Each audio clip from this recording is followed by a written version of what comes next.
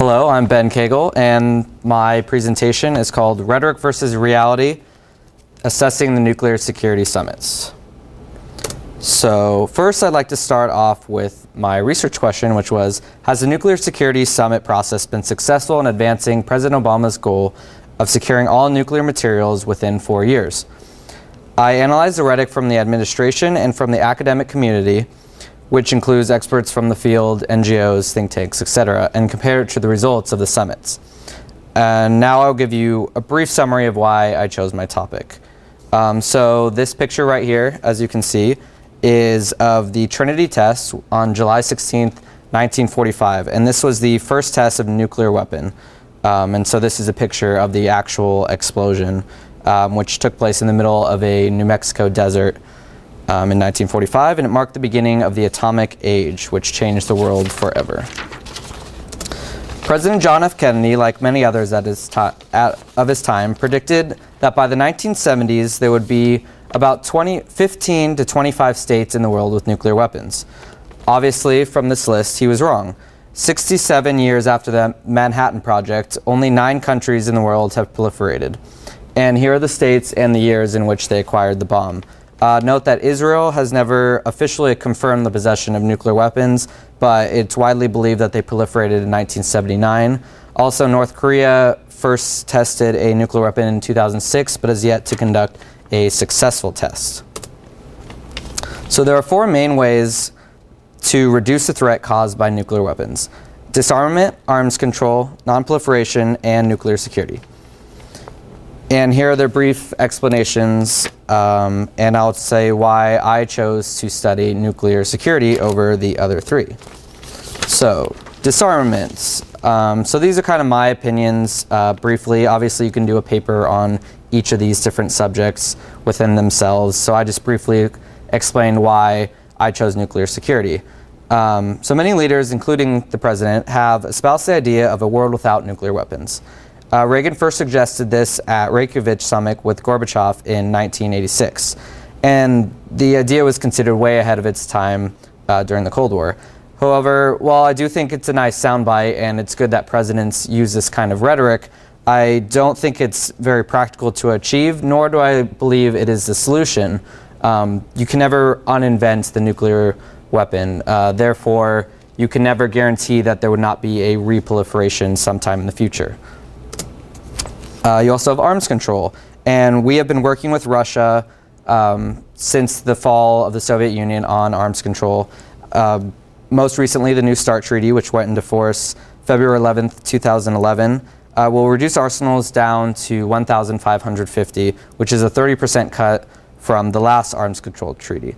So because the United States and Russia possess over 90% of the world's nuclear stockpiles, this is more a bilateral effort between the 2 countries, and we can pursue this while trying to take care of some more pressing matters like non-proliferation and nuclear security.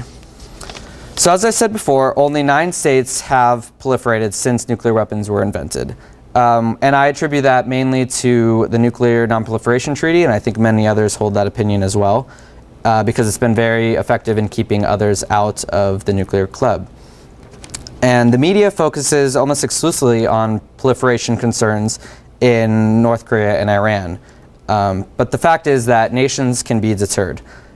While I admit Iran with nukes is very troubling, don't get me wrong, but I don't believe it is an existential threat to the United States.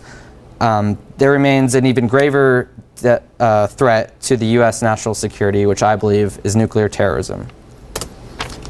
Preventing the unthinkable. So President Obama stated many times that the biggest threat to U.S. national security is a terrorist buying or selling nuclear material, making a bomb, and setting it off in a major U.S. city.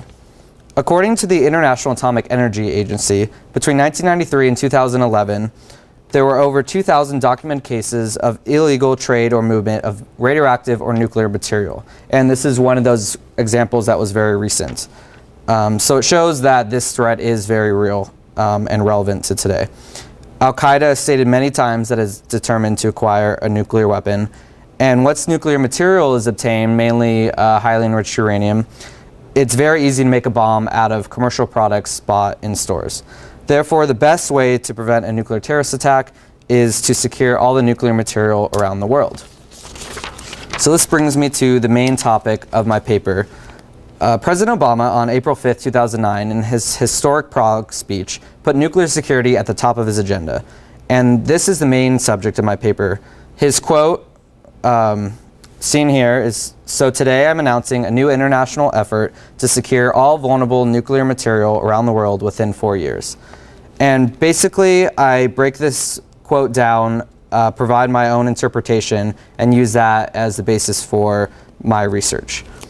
Before making my hypothesis, I defined the goal, and for the sake of the presentation, I kind of cut it down in a very simplified manner.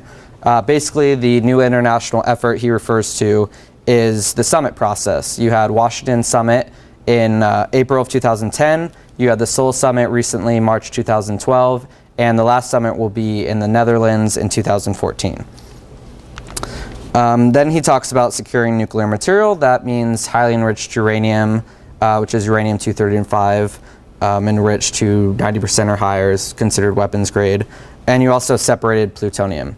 The word vulnerable, I note in my paper, is kind of the most problematic because it's very subjective and depends on the at-risk factor of the country. So for example, Pakistan is more vulnerable than Canada as far as their nuclear material is concerned.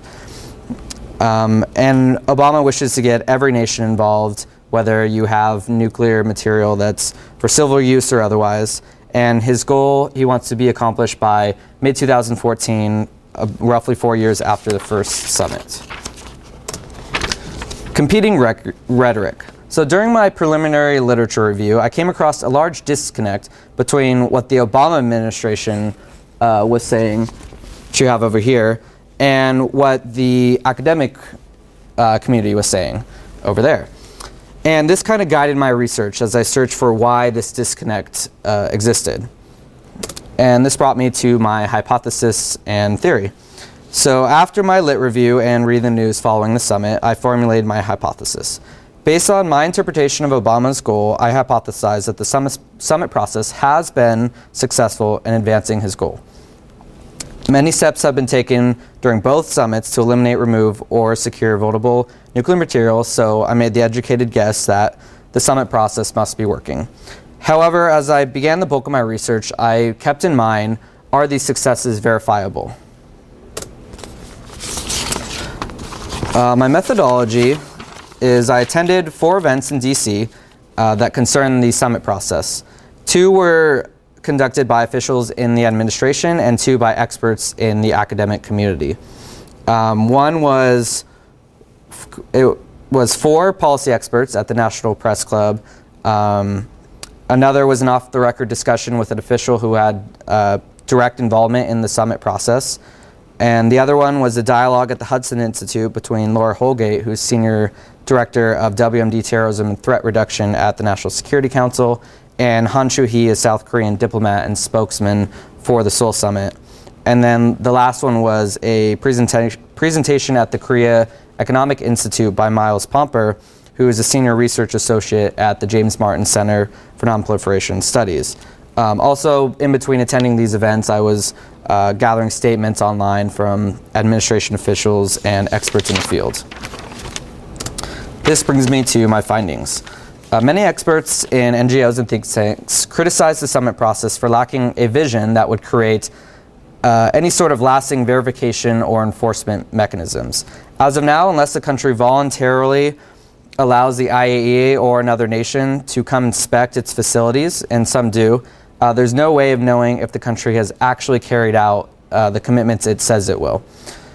Thus, the administration has no way of judging whether or not progress is being made because you cannot verify the progress. However, administration officials here, like Laura Holgate and Assistant Secretary of State Thomas Countryman, retort that the summit process has never been about verification or enforcement. They've stressed over and over in the events that I went to that it's always been about incremental steps based on voluntary national commitments. They point out the complete removal of HEU from Ukraine, for example, as a key success of the summit process. But looking into that further, I found that this, along with many other commitments were already in progress well before the summit process even began. So therefore, I agree with Miles Pomper when he says, quote, "The Seoul Summit failed to make sufficient progress on the core goal of securing all vulnerable fissile materials.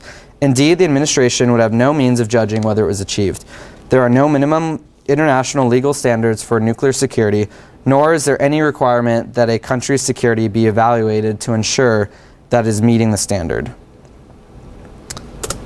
So, further implications. Further studies can be conducted on the Seoul Summit, or on both summits, based on public opinion. Here's some facts I brought up on public opinion. Basically, a lot of Americans obviously agree that nuclear terrorism is a big threat, but not, there isn't a majority that agree that the summit process has been effective. And this could also be, the effect of the media could be studied in this as well, because during the Seoul Summit, the majority of the media coverage was about North Korea and Obama's hot mic gaffe, with Medvedev. That was basically what the media was talking about instead of what was going on at the summit. So in conclusion, I conclude that because I could not measure the success of the summit progress without verification of national commitments, then my hypothesis is not supported. Personally, I don't think the 4-year goal will be met, but I also don't think the administration thinks it will either. I think you can look more into that as based on rhetoric. A lot of presidents like to put out these goals, 4 years, election year, things like that. That could be looked into more. But I also think that the summit process has been very effective in putting a spotlight on this issue. And I think that's the main achievement that's going to come out of this, is now you have national leaders coming together and really focusing on nuclear security, which I think is very important. However, I think for the future, for the 2014 summit, there needs to be an accountability framework. And I know the administration has been adamantly against that, but I believe, and many others in the expert community believe, that they should at least try to set up some sort of peer review system so nations can be held accountable for their commitments they make in these summits. So in conclusion, resting such an important matter of national security on what leaders claim they have done is not going to cut it in a post-9/11 era. The risk is too high and the threat is too real. To quote President Ronald Reagan, "We must trust but verify." Thank you.